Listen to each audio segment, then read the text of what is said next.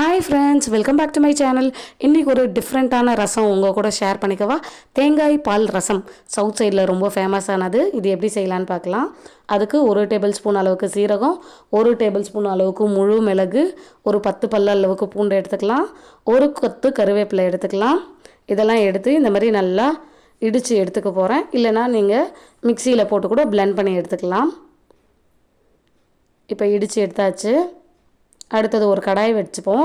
அந்த கடாய் நல்லா ஹீட் ஆனதும் அதில் 2 டேபிள் ஸ்பூன் அளவுக்கு எண்ணெய் விட்டுட்டு, எண்ணெய் நல்லா காஞ்சி வந்ததும் கொஞ்சமாக கடுகு, சீரகம், 2 காய்ந்த மிளகாய் இதெல்லாம் ஆட் பண்ணிக்கலாம். இது ரொம்பவே டேஸ்ட் அண்ட் ஹெல்த்தியாக இருக்குங்க இந்த ரசம். எப்போவுமே சாதா ரசம் வச்சு போர் அடிக்கும் இல்லையா, அந்த டைமில் இதை ட்ரை பண்ணிக்கலாம். கொஞ்சமாக பெருங்காயத்தூள், கொஞ்சம் கருவேப்பிலை.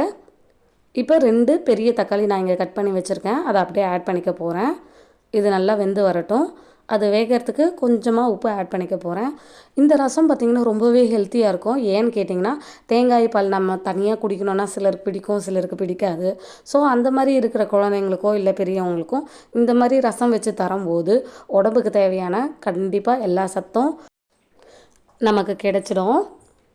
இது நல்லா வெந்து வந்ததும் இப்போ நம்ம இடித்து எடுத்து வச்சுருக்கோம் இல்லையா, மிளகு, சீரகம், பூண்டு, அந்த மசாலாவை இப்போ இதோட ஆட் பண்ணி நல்லா வதக்கி விட்டுக்கலாம், பச்சை வாசனை போகிற வரைக்கும். இதில் நம்ம மிளகு சீரகம்லாம் சேர்த்து நம்ம இந்த ரெசிபியை ப்ரிப்பேர் பண்ணுறதுனால கோல்டு, காய்ச்சல் இருக்கிற குழந்தைங்களுக்கெல்லாம் கொடுக்கும்போது காய்ச்சலும் அடியோடு பறந்து போயிடும். இப்போ இது நல்லா வெந்து வந்துருச்சு. இந்த டைமுக்கு கொஞ்சமாக மஞ்சத்தூள் ஆட் பண்ணுறேன். நல்லா மிக்ஸ் பண்ணி விட்டுடலாம். நீங்கள் தக்காளி எவ்வளோ குவான்டிட்டி வேணாலும் சேர்த்துக்கலாம், எக்ஸ்ட்ரா வேணாலும் ஆட் பண்ணலாம்.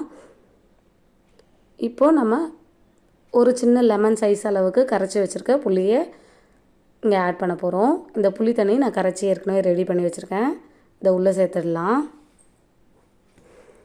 இப்போ சேர்த்துட்டு தேவையான அளவுக்கு தண்ணி விட்டுட்டு நல்லா மிக்ஸ் பண்ணி விட்டுடலாம். மிக்ஸ் பண்ணிவிட்டு இப்போ இது கூட பார்த்திங்கன்னா நான் ஒரு 2 டேபிள் ஸ்பூன் அளவுக்கு ரசப்பொடி ஆட் பண்ண போகிறேன். இது நான் கடையில் வாங்கின ரசப்பொடி தான். நீங்கள் வீட்டில் அரைச்ச மல்லித்தூள் இருந்தாலும் ஆட் பண்ணிக்கலாம். இப்போது இந்த டைமில் நான் ஏற்கனவே தேங்காய் சின்ன சின்ன பீஸாக கட் பண்ணி அதை சுடுதண்ணி விட்டு நல்லா அரைச்சி 2 கப் அளவுக்கு தேங்காய் பால் எடுத்து வச்சுருக்கேன். இதை உங்களுக்கு வீடியோவோடு சேர்க்கலை. இப்போ இது ஒரு கொதி வந்ததும் நம்ம எடுத்து வச்சுருக்க தேங்காய் பாலை உள்ளே ஆட் பண்ணிடலாம். நான் 2 கப் அளவுக்கு தேங்காய் பால் எடுத்திருக்கேன். இப்போ இதை ஆட் பண்ணி ஒரு கொதி வர அளவுக்கு நல்லா கொதித்து வரட்டும். இது நல்லா காரஞ்சாரமாக வேணும்னா நீங்கள் ஸ்டார்டிங்கில் நம்ம காஞ்ச மிளகாய் போட்டோம் இல்லையா, அதுக்கு பதில் பச்சை மிளகாய் ஆட் பண்ணிக்கலாம். இப்போ கொஞ்சமாக நான் இங்கே கொத்தமல்லி ஆட் பண்ணிக்க போகிறேன்.